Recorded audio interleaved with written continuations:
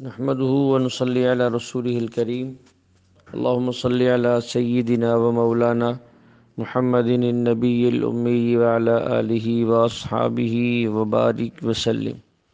میری معزز خواتین و حضرات، ہمارا آج کا درس دو صورتوں پر مشتمل ہے، سورۃ الاعلیٰ اور سورۃ غاشیہ۔ پہلی صورت سبح اسم ربک الاعلیٰ الذی خلق فسوی والذی قدر فہدی والذی اخرج المرعی۔ جب یہ صورت نازل ہوئی، حضور صلی اللہ علیہ وسلم نے فرمایا اجعلوها فی سجودکم، اس میں تسبیح کا لفظ ہے، تم اسے اپنے سجدوں میں شامل کر لو، یعنی سبحان ربی الاعلیٰ کو اپنے سجدے میں پڑھا کرو۔ احادیث میں یہ بات ثابت ہے کہ جب سورۃ اعلیٰ پڑھیں اور حالت نماز میں نہ ہوں تو پھر یہ کہنا چاہیے سبحان ربی الاعلیٰ۔ اگر نماز میں ہوں تو پھر یہ نہ کہیں، پھر وہی سبحان، جیسے قرآن میں ہے سبح اسم ربک الاعلیٰ، تم تسبیح کرو اپنے رب کی جو بہت اعلیٰ ہے۔ تسبیح کرو، نام لو اپنے رب کا جو بہت اعلیٰ ہے۔ اب رب کا نام کیا ہے؟ ہم سارے ہی جانتے ہیں کہ وہ اللہ ہے، جو اس کا ذاتی نام ہے۔ تو اس سے یہ ثابت بھی ہوا کہ اللہ کو اس کے ذاتی نام اللہ سے پکارنا بھی درست ہے، اسی سے اللہ کا ذکر کرنا یہ بھی ثابت ہے۔ الذی خلق فسوی، جس رب نے پیدا کیا۔ پیدا کرنا کیا ہے؟ عدم سے وجود میں لانا، نہیں تھا وجود دیا۔ فرمایا فسوی، پھر مناسب انداز سے بنایا۔ والذی قدر فہدی، جس کو جیسے بنانا چاہیے تھا ویسے بنایا۔ پھر اس کے بعد اس نے رہنمائی کی، ہدایت دی۔ تو یہاں اللہ کی چار صفتیں بیان کی گئی ہیں، خلق، نمبر 2 فسوی، نمبر 3 قدر، نمبر 4 فہدی۔ خالق اور موجد میں فرق ہے، اس سے سمجھیں۔ اللہ نے تم کو پیدا کیا، یعنی عدم سے وجود میں لایا۔ موجود کو نیا ڈیزائن دینے کو ایجاد کہتے ہیں۔ دنیا میں تمام چیزوں کا خالق اللہ ہے اور موجد انسان ہے۔ مثال کے طور پہ یہ ہمارے سامنے پنکھا ہے، یہ لوہے سے بنا ہے، تو لوہے کا خالق اللہ ہے، لیکن اس کی یہ ظاہری جو شکل صورت بنائی ہے، اس کا موجد انسان ہے۔ اب یہ بھی سمجھیں کہ خالق اور موجد میں فرق ہے۔ موجد کچھ چیز کے لیے، کچھ وقت کے لیے اس چیز کا مالک ہوتا ہے، اور خالق ہمیشہ اس چیز کا مالک ہوتا ہے۔ ایک شخص نے گھڑی بنائی، وہ اس کا مالک۔ ایک چیز نے پنکھا بنایا، وہ اس کا مالک۔ ایک چیز نے موبائل ایجاد کیا، وہ اس کا مالک۔ لیکن جب اسے فروخت کر دے گا اس کی ملکیت ختم ہو جائے گی۔ لیکن اللہ چونکہ خالق ہیں، اس لیے اللہ کی ملکیت کبھی بھی ختم نہیں ہوتی۔ اب انسان چونکہ یہ اللہ کی تخلیق ہے، یہ کسی کی ایجاد نہیں ہے، اس لیے انسان کے اوپر انسان ہمیشہ اللہ کی ملکیت میں شامل ہے۔ اس پر کسی کا فیصلہ نہیں چلتا، کیونکہ یہ کسی کی ملکیت نہیں ہے، اللہ ہی اس کا مالک ہے، اللہ کا فیصلہ چلتا ہے۔ اسی لیے خودکشی حرام ہے۔ کیوں حرام ہے؟ کہ اس جسم کا مالک انسان خود نہیں، اس کو ضائع نہیں کر سکتا، یہ اللہ کے ملک میں داخل ہے، اس لیے خودکشی جائز نہیں ہے۔ اللہ اس کا خالق ہے اور اللہ ہی اس کا مالک ہے۔ فسوی، دوسری صفت بیان کی، مناسب انداز سے پیدا کیا، یعنی ہر چیز کو جو اس کے لائق تھا، اونٹ کو اس انداز سے، انسان کو اس دوسرے انداز سے۔ تیسری صفت قدر، پھر اللہ نے ہر جاندار کے مناسب چیزوں کو تجویز فرمایا۔ اس کا مطلب کیا ہے کہ انسان کے لیے جو مناسب تھا کہ یہ گندم کھائے، حیوان کے لیے کہ گھاس کھائے، شیر کے لیے کہ گوشت کھائے۔ چوتھی صرف میں فہدی، پھر اس کی طرف رہنمائی بھی فرمائی۔ انسان کی طبیعت ایسی بنائی کہ خود اس کی طرف چلتا ہے۔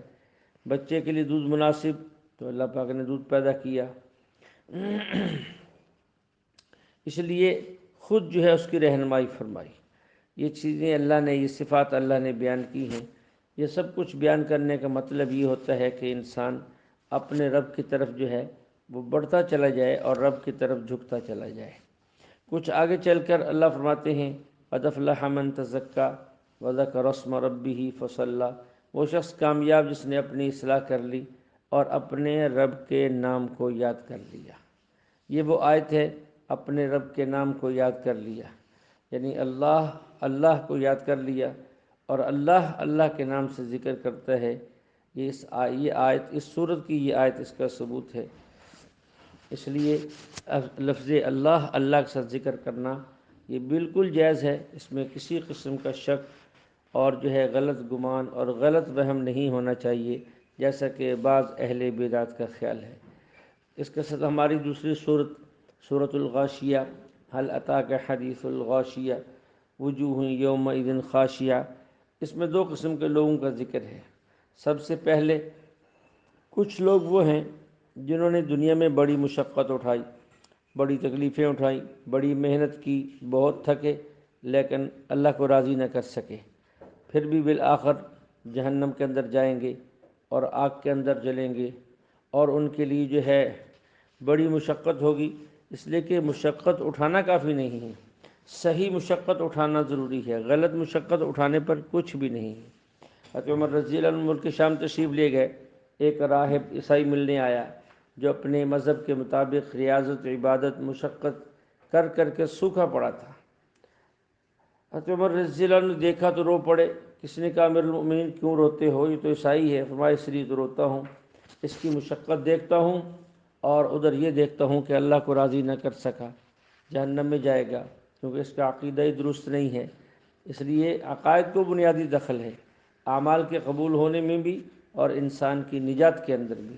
اس لیے ہماری یہ کوشش ہے کہ ہم قرآن مقدس کی ان تمام آیات کو واضح کریں جن میں عقائد کا ذکر ہے، تاکہ لوگوں کے عقائد درست ہو جائیں، پھر ان کے اعمال بھی درست ہوں، اچھے عمل ہوں گے اچھا بدلہ ملے گا، برے عمل ہوں گے تو برا بدلہ ملے گا۔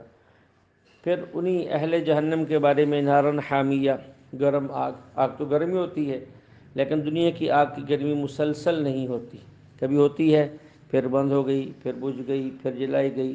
آخرت کی آگ وہ مسلسل گرم ہوگی، اس لیے کہ نہ بجھے گی نہ اس کے اندر کمی آئے گی۔ اس کے بعد ان کی کچھ کھانے کی چیزوں کا ذکر ہے، تسقی من عین آنیہ، انہیں کھولتے ابلے ہوئے چشموں سے پانی پلایا جائے گا۔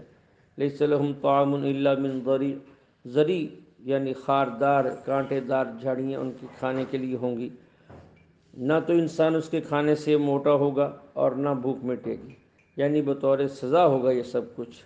اس کے بعد پھر مختصر اہل جنت کا ذکر ہے، وجوہ یومئذ ناعمہ لسعیہا راضیہ فی جنت عالیہ لا تسمع فیہا لاغیہ، کہ وہاں کچھ چہرے اس دن تر و تازہ ہوں گے، اپنی محنت پہ راضی ہوں گے، بلند و بالا باغات میں ہوں گے، نہ جنت میں کچھ شور سنیں گے اور نہ وہاں کسی قسم کی بےہودگی ہوگی، چشمے جاری ہوں گے، بستر اور پلنگ بلند ہوں گے، برتن ترتیب سے رکھے ہوں گے، صوفے جگہ بچھے ہوں گے، قالین بچھے ہوں گے اور تکیے لگے ہوں گے۔ یہ اللہ نے پھر جنت کا ذکر کیا ہے، اس لیے کہ پہلے بھی عرض کیا اللہ جل شانہ کہیں جہنم کے عذاب کا ذکر کرتے ہیں تو اس کے فوراً بعد پھر جنت کی نعمتوں کا ذکر کرتے ہیں، کہیں میرا بندہ نا امید نہ ہو جائے۔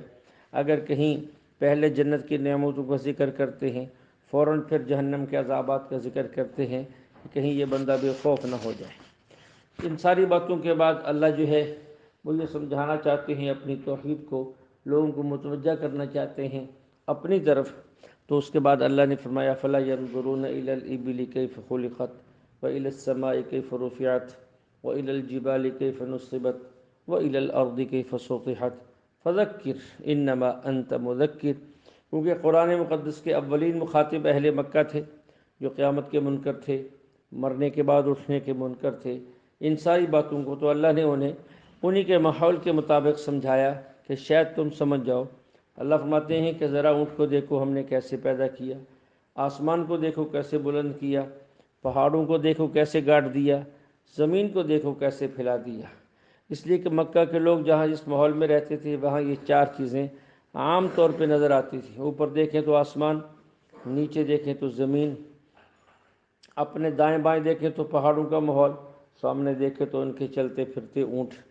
تو ان چاروں میں غور کرو کہ جو رب یہ کر سکتا ہے وہ تمہیں کیوں زندہ نہیں کر سکتا۔ پھر یہاں جانوروں میں اونٹ کو بیان کیا ہے، اس کی ایک خاص وجہ ہے، اونٹ کے اندر بہت سی وہ عجائبات ہیں جو دیگر جانوروں کے نہیں ہیں۔ اور دوسرا یہ عرب کا ماحول، گرم ماحول، ریگستان کا ماحول، جہاں کے سبزہ بھی کم، درخت بھی کم، گھاس بھی کم، یہ چیزیں کم پائی جاتی تھی، تو اس لیے اگر عرب کے علاقے میں ہاتھی ہوتے تو ان کا پالنا ان کے لیے بہت مشکل ہوتا، اس لیے اللہ نے وہاں اونٹ پیدا کیے، ان کو پالنا بہت آسان ہے۔ اونٹ اپنی خوراک خود لیتا ہے، درخت ہو انسانوں کو کاٹنا نہیں پڑتا، یہ خود ہی اپنے منہ کو بلند کر کے اس کے پتے کھا لیتا ہے، پتے کبھی نہ ہو تو باریک ٹہنیاں چبا جاتا ہے، یہ اس کی صفت ہے۔ عرب کا علاقہ ریگستان ہے، پانی بہت کم ہے، کبھی ملتا ہے کبھی نہیں ملتا، اونٹ کے بدن میں اللہ نے اضافی ٹینکی رکھی ہے، اتنا پی لیتا ہے کہ ایک ہفتے تک اس سے یہ گزارا کر سکتا ہے۔ پھر وہاں سفر کرنا مشکل، ریت میں چلنا مشکل، گرمی بہت سخت ہے، تو اللہ نے اونٹ کی یہ خوبی رکھی ہے کہ وہ شام سے صبح تک پوری رات سفر کر سکتا ہے۔ اور ریت پر چلنا مشکل ہوتا ہے تو اس اونٹ کے پاؤں کے نیچے اللہ نے ایسی چیز رکھی ہے کہ اس کے لیے چلنا، ریت پر چلنا بہت آسان ہے۔ پھر یہ اتنا بڑا جانور ہے کہ اس پر سوار ہونا بہت مشکل۔ ہاتھی پر جب بادشاہ سوار ہوتے تھے یہ لوگ سیڑھی لگاتے تھے، اب کہاں کہاں یہ لوگ سیڑھی لائیں گے، یہ تو جنگلوں کے رہنے والے ہیں، تو اس لیے اونٹ عام جانوروں سے بالکل مختلف ہے۔ ہر جانور کے پاؤں کے اندر ایک گھٹنا ہوتا ہے، ایک جوڑ ہوتا ہے۔ اونٹ کی ٹانگ میں دو گھٹنے ہوتے ہیں، ایک آگے کی طرف اور ایک پیچھے کی طرف، اس لیے چڑھنے والے جو ہے اس کے پچھلے گھٹنے پر پاؤں رکھتے ہیں اور اونٹ پر چڑھ بیٹھتے ہیں، سیڑھی کی بھی ضرورت نہیں پڑتی۔ پھر چلنے میں اتنے بلند سے گرنے کا خطرہ ہوتا ہے تو اللہ نے اس کی کوہان بنا دی کہ اس کو انسان پکڑ سکے، تو اللہ نے کتنی آسانیاں پیدا کی اور کتنی خوبیاں رکھی ہیں اس کے اندر۔ پھر اونٹ کے مزاج میں اطاعت ہے، ایک چھوٹا بچہ، ایک چھوٹی بچی 4 سال 5 سال 2 سال اگر اس کی نکیل پکڑ کے چلتی رہے تو وہ اس کے پیچھے پیچھے چلتا رہتا ہے۔ اس لیے فرمایا فَلَا يَنْظُرُونَ إِلَى الْإِبِلِ كَيْفَ، اونٹ کو نہیں دیکھتے میں نے کیسے پیدا کیا، اس میں کیا کیا خوبیاں رکھی ہیں، تو اگر تمہیں یہ بھی سمجھ میں نہیں آتی تو پھر تمہیں کچھ سمجھ میں نہیں آ سکتا۔ اللہ فرماتے ہیں محبوب آپ کے ذمے نصیحت کرنا ہے، لَسْتَ عَلَيْهِمْ بِمُصَيْطِرٍ، آپ ان کے نگہبان نہیں ہیں، اگر یہ نہیں مانتے نہ مانیں، انہوں نے ہمارے پاس لوٹنا ہے، پھر ہم ان کو سخت عذاب دیں گے اور ہم حساب لینے والے ہیں۔ اللہ جل شانہ سے دعا ہے اللہ ہمیں کلام مقدس کو سمجھنے کی توفیق عطا فرمائے۔ وآخر دعوانا ان الحمد للہ رب العالمین۔